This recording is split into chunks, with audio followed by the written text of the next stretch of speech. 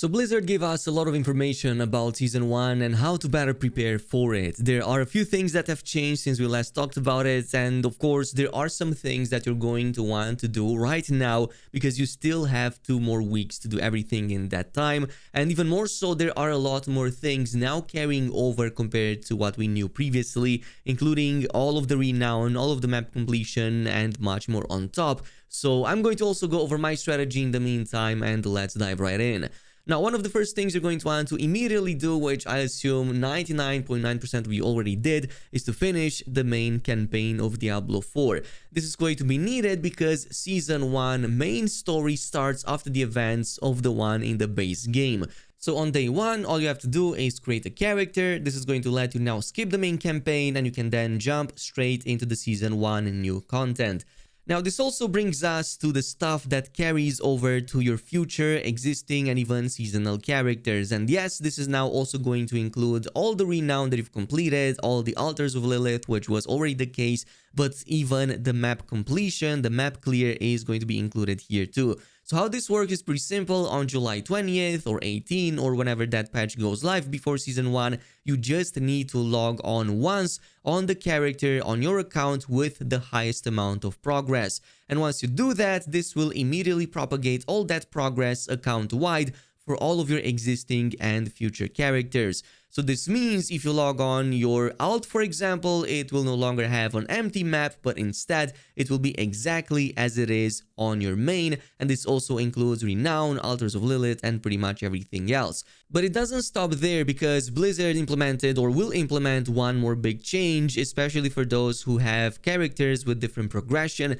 and want to combine all of that for their account. So let's say, for example, you have multiple characters, some of them discovered a certain part of the map, some of them completed certain missions, and some of them maybe found altars. You can just log on all of them and all of that progress will propagate from each one of them, and then it will combine account-wide so that it fully benefits your entire account. I think this is a tremendous change. It's amazing for those who didn't know which character to pick or maybe just had way too many but didn't want to repeat that progression. There's also not going to be any time limit to do this, so as soon as that patch goes live before Season 1 starts, you can just jump into the characters at any point and all of this will happen seamlessly without having to do anything outside of just logging on those characters.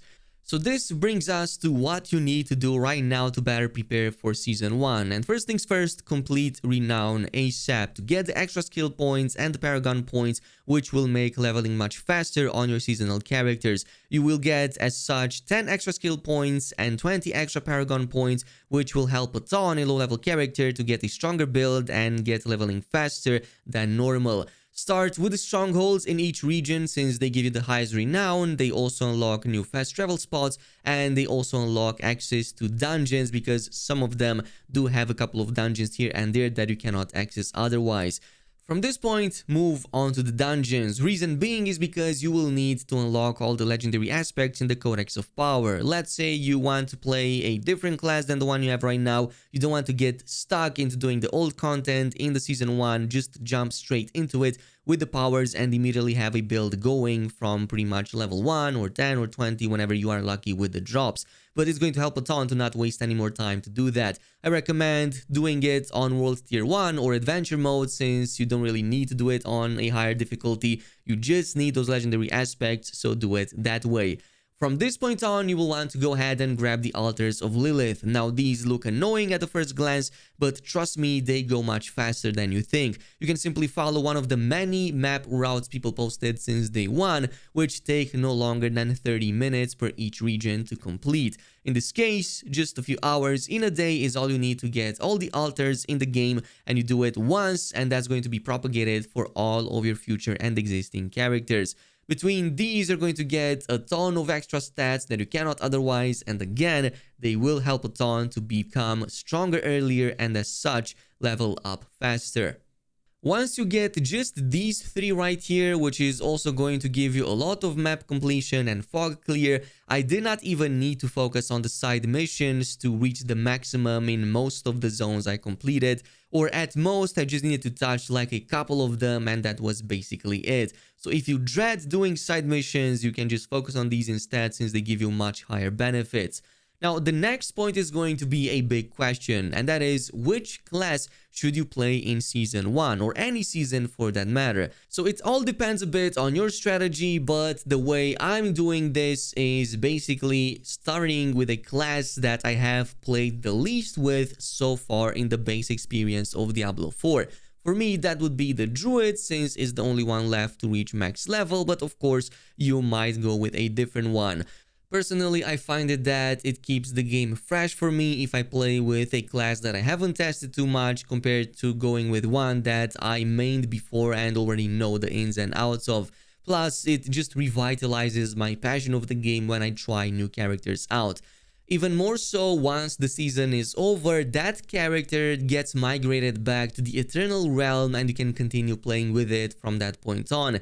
But by then, you already benefited from the accelerated leveling speed from the seasonal event, the new mechanics, plus all of the other stuff that is added in terms of content.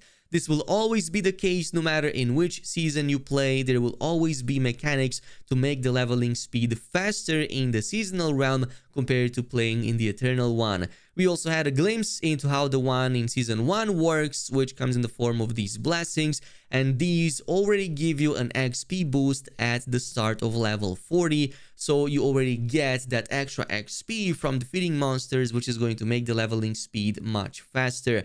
Now, if you don't want to take part in the seasonal event and don't want to level up a new character, that's totally fine, and there are still some benefits for you to play during season 1 on your max level character. Because on the Eternal Realm, there's also going to be some additional legendary items, new aspects, and even unique new gear that can also drop in the Eternal Realm, not just the seasonal one. So let's say, for example, your maxed out character right as season 1 starts and these items become available. You can go ahead, complete Nightmare Dungeons or maybe some Hell Tides, since they have been altered to also drop uniques now, and basically have a much faster chance than seasonal characters in the first starting days to get a hold of these new legendary items and powers. So you can totally test these out, and from what Blizzard has discussed up until this point, it seems that a lot of them introduce new powers that might promote new types of builds for most, if not all, of the classes. So it remains to be seen how these look, but it sounds interesting and you don't have to be tied to the seasonal event to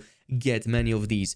However, there are still some exclusive powers that are tied to taking part in Season 1, and we've seen that most of these actually drop as you complete seasonal chapters. There's like a handful of them that are already given by just completing the Season 1, Chapter 1, and there's probably gonna be just as many for the remaining 6 one all the way to the max of 7. So you're still going to want to maybe take part in these. They are free, they provide new powers, and once the season is gone, you cannot get them back unless maybe Blizzard finds a way to reintroduce them at a later date.